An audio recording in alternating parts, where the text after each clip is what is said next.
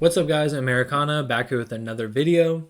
Everybody is posting into money supply charts these days, and almost all of them have it completely wrong. Here's how you actually read into money supply without cherry picking for data or fitting to your narrative. So let's get into the video. Alright guys, hopefully you guys can see all this. I think you should be good. But down low we have into money supply, and up top we have Bitcoin's price. One thing to note about into money supply, one of the ways people can kind of fudge these numbers a little bit. You should only have the top 5, 10 economies worldwide in here. For me, it's something like US, China, Japan. Sometimes EU is an option. If not, I'll just select a couple of the major EU countries. And then what else?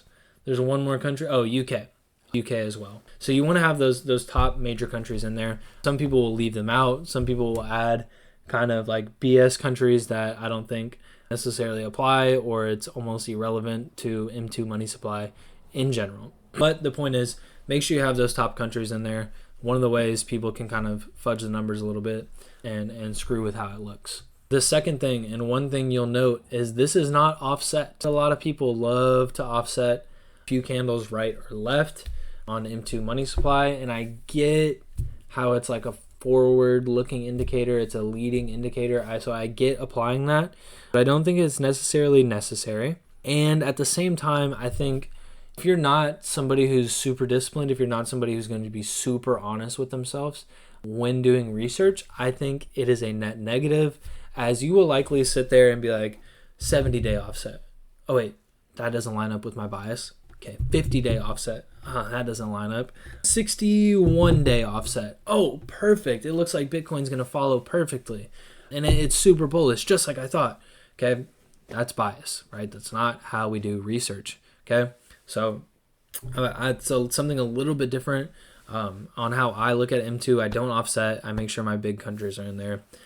Typically, most people make sure the big countries are in there. That's not the craziest thing.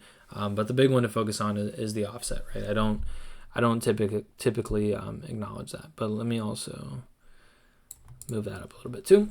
So how do I look at M2 money supply?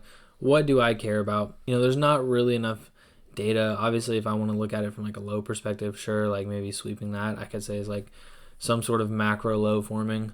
But anyways, I kind of digressed already. The way I look at it, right? I look at similar to what I do on like a total 2. I look at the high, I simply draw a line across, and I know that, hey, when we get above this line, we are anticipating that market breadth will open. We're anticipating seeing expansion, all of these things that we want to see in the market. I can do the same thing on M2 here. M2 finally closed above its previous high here in 2022 in July of 24. Right in here.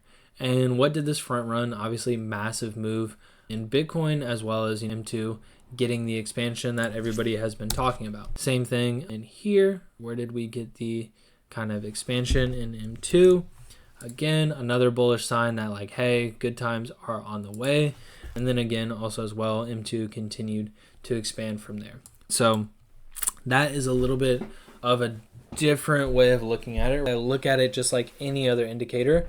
I've covered on balance volume in this channel, and it's very similar to that. You look at structure, you look for breakouts of ranges, you look for retests of ranges, you look for signs of expansion, contraction, things like that. But I don't offset, and I don't use it too often. Right now, I'm tracking like, hey, this level's holding, staircase up, which we've showed in other videos, right? This level, let me go ahead and draw it out for you guys actually, so you know what I'm talking about, right? If you do want to go down this road, that level held, okay? This level held and retest, kind of staircase up kind of situation like we talk about in other videos this week, and then even this level here. I'm currently working on a breakout. So you can do your levels all the way up, as many levels as you would like. But again, it works no different than something like an OBV or some other indicator where you just look at the structure, make sure things are holding up. And if that's the case, what am I trying to say? You can assume that trend will continue, or Bitcoin will still have the liquidity that it needs to go wherever it's going to go. So I also want to show this example, and we're going to kind of hit two things here. One thing we're just going to show, I just want to show you guys, let's look at the bottom. This is a daily time frame, and this is M2 down here. I want to show you again, right, expanding from a range, obviously looking to retest that kind of range high. And when that range high did come in, this is a macro bottom for the Nasdaq, as well as, you know, a decent bottom in Bitcoin before it actually went on to make new all-time highs. We've had a little bit of a different dynamic show up in here for Bitcoin and crypto, where Nasdaq has continued on, yet crypto has continued to bleed off. I had a video 2-3 weeks ago about Bitcoin lagging the stock market and why this actually makes me super bullish.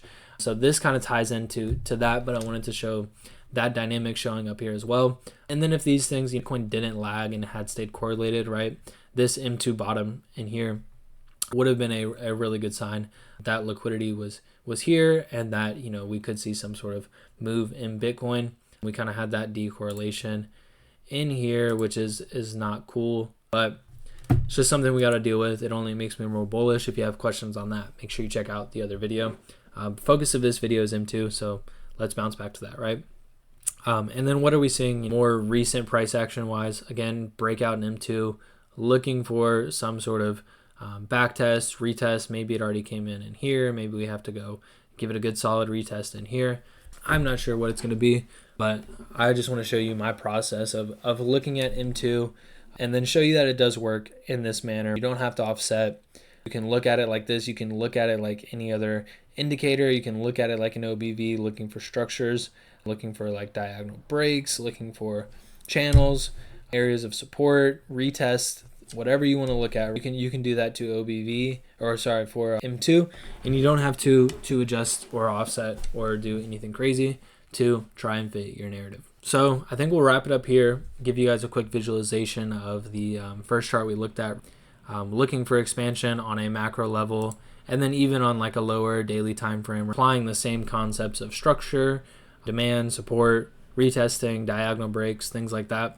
You can kind of anticipate when some sort of bottom could be coming in for stock market, typically, as well as Bitcoin, barring, you know, some sort of correlation that we've seen kind of in here, which has been frustrating. But make sure you check out my video on that as well. And I think we're gonna wrap it up here. Let me go ahead and make myself nice and big for you guys. This is the last video I'm recording for this week. About to get these edited and put out. But if you guys have any questions, definitely let me know. If you guys have any concepts you want to see me cover, not really anything to update on when it comes to like total 2 expansion, when it comes to Ethereum this week. Kind of a bummer, right? Didn't get the breakout we necessarily wanted last week, but we saw some progress on some good signs and things like the stock market with Nasdaq that we just showed, Russell 2000 closing above its fibs, and then some dynamics in the stock market, right?